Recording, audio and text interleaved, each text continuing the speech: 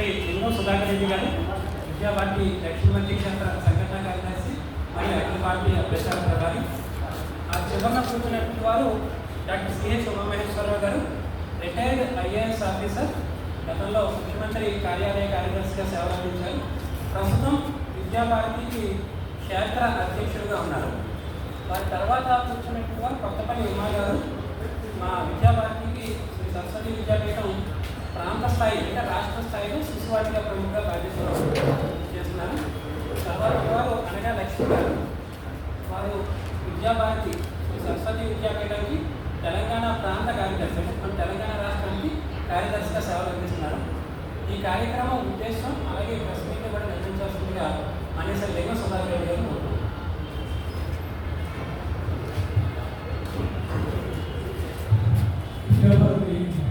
దక్షిణ మధ్య క్షేత్ర ఆంధ్రప్రదేశ్, తెలంగాణ, కర్ణాటక ఈ మూడు రాష్ట్రాల్లో సుమారు కొన్ని విద్యాలయాలు నిర్వహిస్తుంది. విద్యాభారతి అఖిల భారతీయ శిక్షా సంస్థ ఆల్ ఇండియా ఆర్గనైజేషన్ ఢిల్లీ కేంద్రంగా అన్ని రాష్ట్రాల్లో అన్ని జిల్లాల్లో విద్యాలయాలు సుమారు 12,000 విద్యాలయాలు జిల్లా కేంద్రాలు, తాలూకా కేంద్రాలు నడుస్తున్నాయి. ఇవి కాకుండా ఈ ప్రాంతాల్లో ఏకోపాధ్యాయ పాఠశాలలో పేరుతో శివా బస్తీలో ఉండే సమ్మేళనాలతో బాల సంస్కార కేంద్రాలు అనే పేరుతో మరొక 12,000 విద్యాలయాలు నడుస్తున్నాయి. ఈ అడవి ప్రాంతాల్లో కానీ సమ్మేళనాల్లో ఉండేటువంటి పాఠశాలలు ఫ్రీ ఎడ్యుకేషన్. ఇది మాకు ఉన్నటువంటి సమాజంలోని పరిస్థితులను వీటన్నింటినీ దృష్టిలో పెట్టుకొని దేశవ్యాప్తంగా అన్ని పాఠశాలలో సప్తశక్తి సంఘం అనే పేరుతో విద్యాలయ కేంద్రంగా మాతృ సమ్మేళనాలను నిర్వహించాలని చెప్పేసి అనుకుంటున్నాం. ఈ రాష్ట్రంలో మాకు సుమారుగా 180 పాఠశాలలు ఉన్నాయి. ఇవి కాకుండా ఈ ప్రాంతాల్లో కూడా ఏకోపాధ్యాయ పాఠశాలలు ఉన్నాయి. ఒక 70 పైగా అక్కడ సమ్మేళన పాఠశాలలు ఉన్నాయి. ఈ అన్ని చోట్ల కూడా ఈ మాతృ సమ్మేళనాన్ని నిర్వహించాలని చెప్పేసి యోజన చేశాము.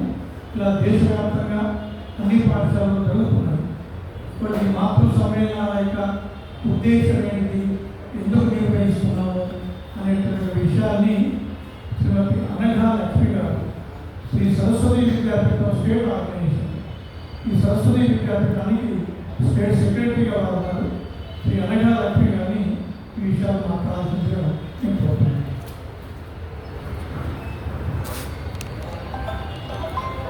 అందరికీ నమస్కారం. విద్యాభారతి అఖిల భారతీయ శిక్షా సంస్థ ఆధ్వర్యంలో దేశం మొత్తం మీద అన్ని పాఠశాలల్లో సప్తశక్తి సంఘం అనే పేరుతో మాతృ సమ్మేళనాలు జరపాలి అని నిర్ణయం జరిగింది. సప్తశక్తి కీర్తి, శ్రీ, వాక్య, నారీణం, క్షమ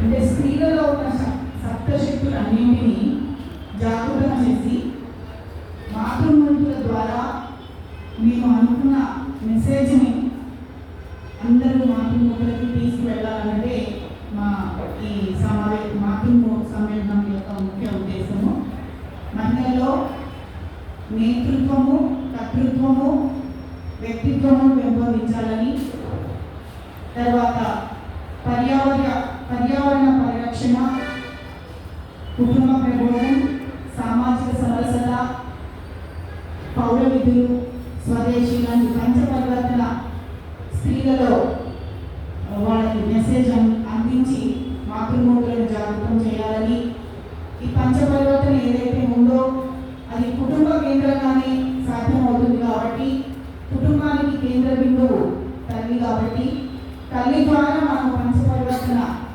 సమాజంలో తీసుకెళ్లాలనే ఉద్దేశంతో మాతృ సమ్మేళనాలు మనం ప్లాన్ చేశాము దేశం మొత్తం. అందులో తెలంగాణలో దాదాపు ఒక 500 మాతృ సమ్మేళనాలు చేసి దాదాపు 1,25,000 మంది మాతృమూర్తులను ఈ సమ్మేళనంలో భాగం చేయాలనేది మా ముఖ్య ఉద్దేశము.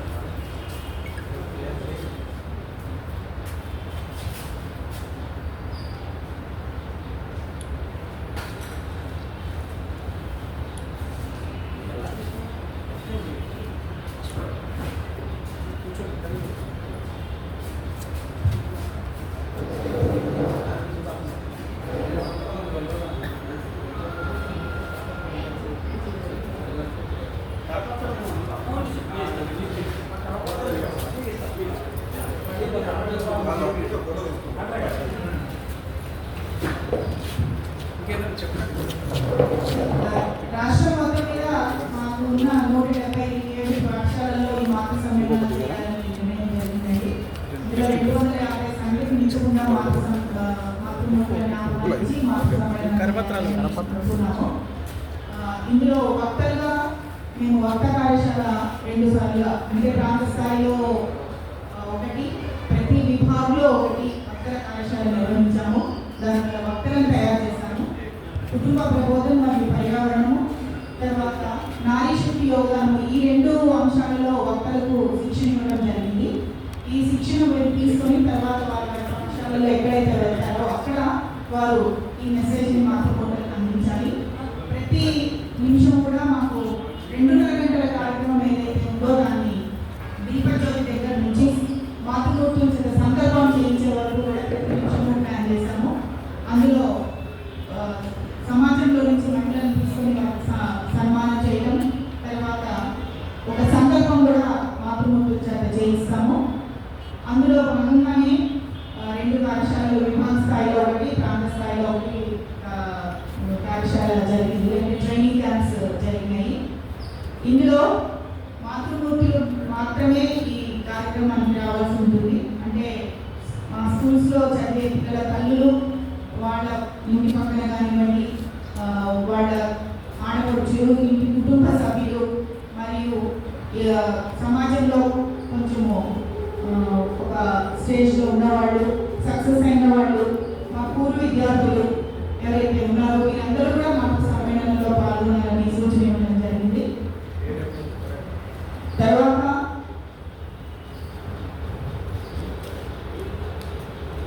ఇది ఒక 2.5 గంటల కార్యక్రమం అండి. 250 మించకుండా సంఖ్య ఉండాలి అని మేము నిర్ణయించాము. తర్వాత దాదాపు 500 వరకు సమ్మేళనాలు జరుగుతాయి. అక్టోబర్ 5 రాణి దుర్గాదేవి జయంతి నుంచి మొదలుకొని జనవరి 23 నేతాజీ సుభాష్ చంద్రబోస్ జయంతి వరకు ఈ కార్యక్రమాలు జరుగుతాయి.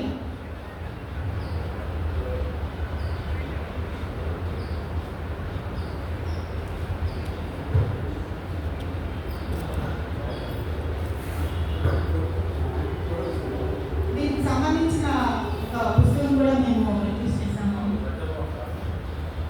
తరదీపిక ఒకటి,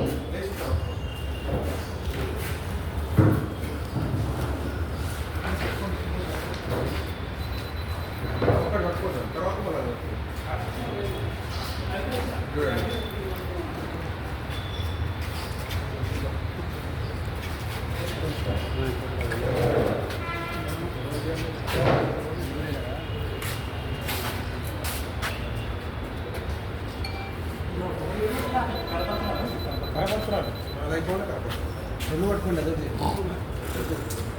రెండు పట్టుకోండి మేడం, 2 పట్టుకోండి అదే సార్, 2 పట్టుకోండి. 2 ఆన్సర్ కదా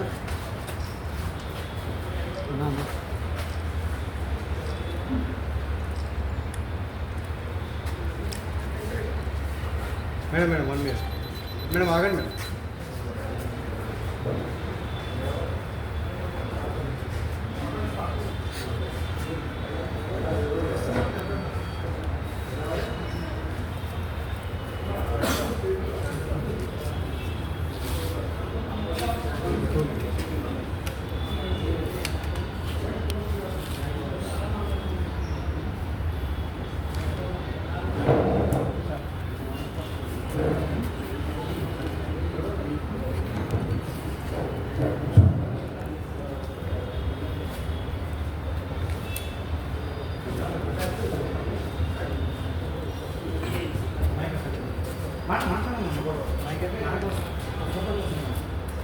సార్ రండి సార్.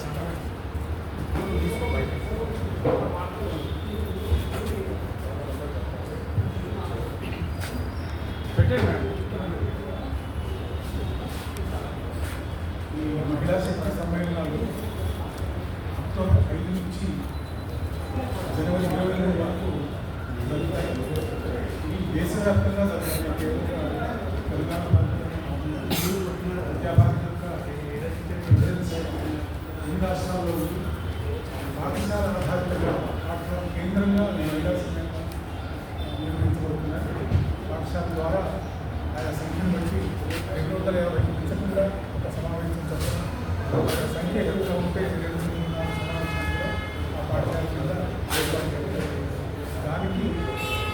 పెద్దలు ఇచ్చినప్పుడు ఆ మీటింగ్లో నాకు సమావేశంలో వాళ్ళందరికీ పుస్తకంలో ఉంచిన అనేక అంశాలు వాళ్ళ దృష్టి తీసుకోవడానికి వీలుగా వక్తలను తయారు చేస్తున్నారు.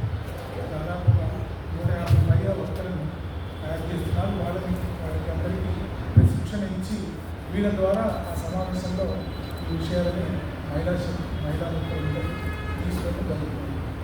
నిర్వహణ అంతా మహిళా మంత్రులే నిర్వహిస్తారు. నుంచి చివరి నాటి అక్కడ పురుషుల వరకు ఉంటే పెద్ద సహాయం అందించడానికే తప్ప నిర్వహించడం మాత్రం కొద్దిగా మహిళా మంత్రులే నిర్వహిస్తారు. చివరి కార్యక్రమం బాధ్యతతో కావాల్సిన సపోర్ట్ ఇంకా లభిస్తారు. ఇది కార్యక్రమం విశేషం. దీంట్లో ఇందాక గట్టిగా చెప్పారు. భగవద్గీతలో ఒక శ్లోకం ఉంది. 10వ చాప్టర్లో విభూతి యోగం అని 10వ చాప్టర్.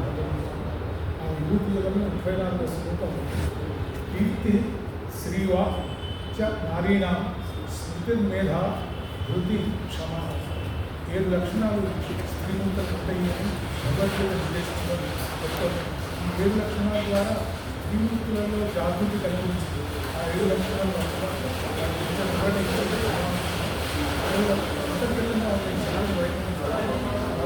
సహజ ఇంకా సంతోషికత సమాజ పురోగతికి దేశ పురోగతికి ఆడపడడానికి తయారు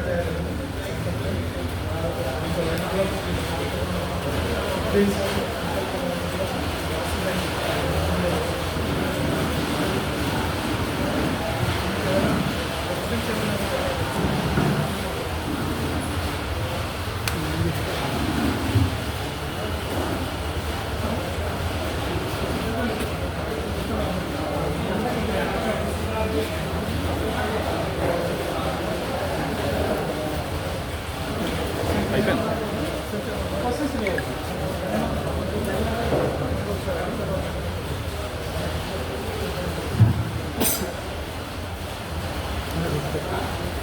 ఎవరైనా ప్రశ్నోత్తరాలు అడుగుతానంటే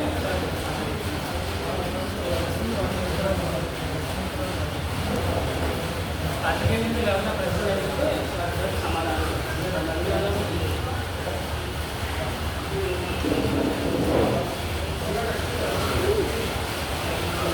కశ్మీర్కి ఇచ్చినటువంటి గవర్నమెంట్ అందరూ కూడా ధన్యవాదాలు. ఈ ప్రాంతానికి ఇచ్చినటువంటి ప్రశ్నలకు యాజమాన్యానికి అందరూ కూడా ధన్యవాదాలు. ఈ ప్రశ్న